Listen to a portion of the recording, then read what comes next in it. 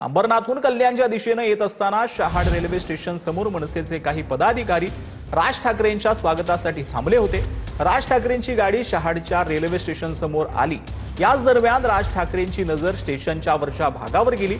हिंदीमध्ये शहाडचं सहद असं नाव का हवं का आहे असं राज ठाकरेंनी म्हटलं। तेव्हा एका कार्यकर्त्यानं विचारलं, साहेब हिंदी शब्द काढून टाकू का?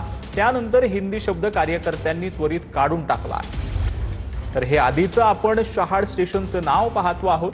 त्यामध्ये शहद असं नाव देण्यात आलेलं होतं, परंतु राज ठाकरेंनी कार्यकर्त्यांना सांगितल्यानंतर आता या स्टेशनला शहाड असं नाव जे आहे ते कार्यकर्त्यांकडून देण्यात आलेलं आहे।